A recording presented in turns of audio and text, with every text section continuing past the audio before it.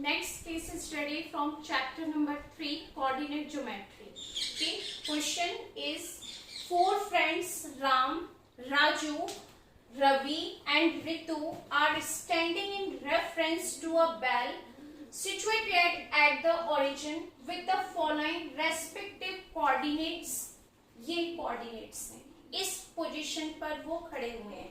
जब आपको कोऑर्डिनेट्स दिए गए हैं इसका मतलब हम किसका यूज करेंगे, ग्राफ का. आप ग्राफ पर भी प्लॉट कर सकते हैं और हम इसको नॉर्मल भी कैलकुलेट कर सकते हैं. ठीक है, ये मैंने कार्टेशियन प्लेन बनाया है. X axis and Y axis intersect at point O. यहाँ पर इंटरसेक्ट किया.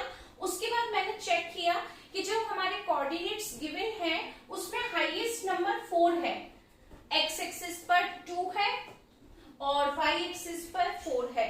तो मैंने पूरा 4 से ज्यादा का ग्राफ नहीं लिया है, हाईएस्ट मैंने 4 नंबर ही लिए हैं. तो ये मेरा कार्टेशियन प्लेन है. आप इसको ग्राफ पर भी प्लॉट कर सकते हैं. ठीक है, तो फर्स्ट नंबर राम है तो राम का कोऑर्डिनेट है 2,4. तो हमने देखा एक्स एक्सिस पर 2, वाई एक्सिस पर 4. तो हमने इस तरीके से इसको प्लॉट किया. ये हो गया फर्स्ट नंबर इज राम. 2,4 पर हमने इसको इंडिकेट कर दिया इस तरीके से. एग्जैक्ट ले लेते हैं ये 2,4. नेक्स्ट नंबर है राजू. राजू का कोऑर्डिनेट्स क्या है, -2,4. तो -2 यहाँ पर है और 4 आपके पास कहाँ है, पॉजिटिव ये. तो हमारा सेकंड जो कोऑर्डिनेट होगा वो हो गया राम के बाद में राजू. ठीक है, ये आप ग्राफ पर भी प्लॉट कर सकते हैं. नेक्स्ट नंबर है रवि. रवि का कोऑर्डिनेट है -2, -4. यानी हम किस में आ गए, थर्ड क्वाड्रेंट में. -2 ये हो गया और ये हो गया हमारा -4. यहाँ पर हो गया रवि. ठीक है, फोर्थ है हमारा ऋतु. उसके कोऑर्डिनेट्स है 2, -4. तो एक्स एक्सिस पर 2, वाई एक्सिस पर -4 यहाँ पर आ गया. तो हमने इसको लिखा यहाँ पर ऋतु. जो 4 कोऑर्डिनेट्स थे उसको हमने यहाँ पर कार्टेशियन प्लेन पर प्लॉट किया. ओके, अब उसने फर्स्ट क्वेश्चन क्या कहा है आपसे, while plotting this points on a single graph paper on the figure obtain is rectangle, find the parameter of the rectangle. हमने 4 पॉइंट्स को प्लॉट किया. उसके बाद हमने इसको ज्वाइन किया तो ये एक रेक्टेंगल बना रहा है. ठीक है, ये इसने कहा कि एक रेक्टेंगल बनाएगा. इसको 4 से ही क्रॉस करना है, स्ट्रेट लाइन रखते हैं. और ये आपने ज्वाइन किया इस तरीके से.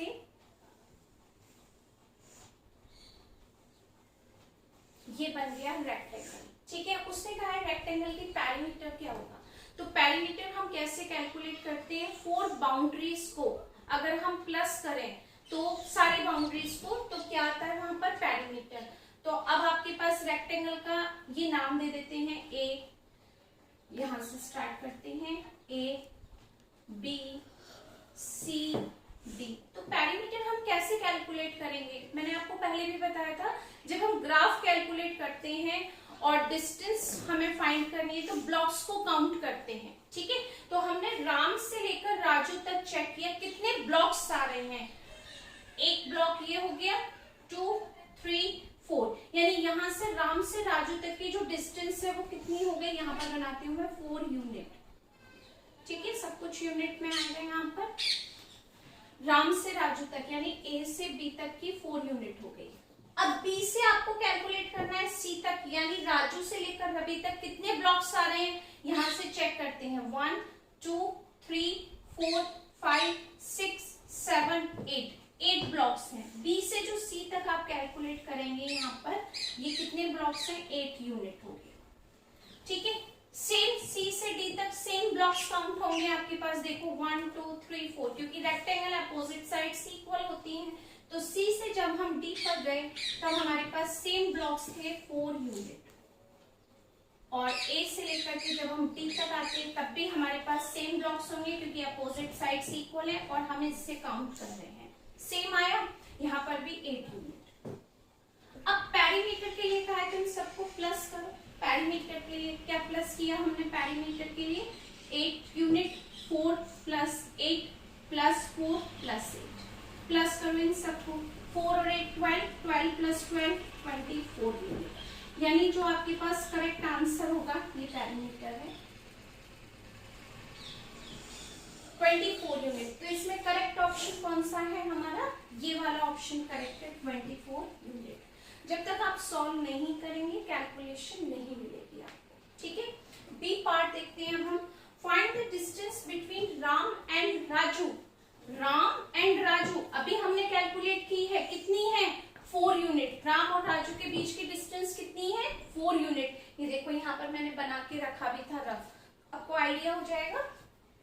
ए से बी कितने ब्लॉक्स आ रहे हैं 1 2 3 4, यानी राम से राजू के बीच की डिस्टेंस क्या है 4 यूनिट। तो करेक्ट ऑप्शन क्या हो गया हमारे पास में, यहाँ सी लिखना था डी लिख दिया, 4 सेंटीमीटर।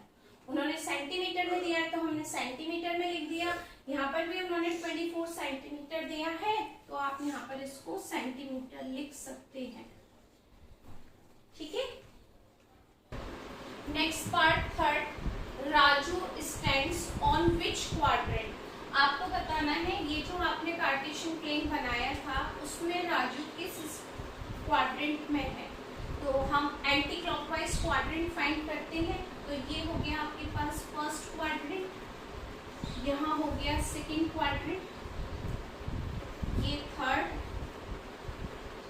और यहाँ पर हो गया फोर्थ क्वाड्रेंट। हम इसी तरीके से पता करते हैं एंटी क्लॉकवाइज।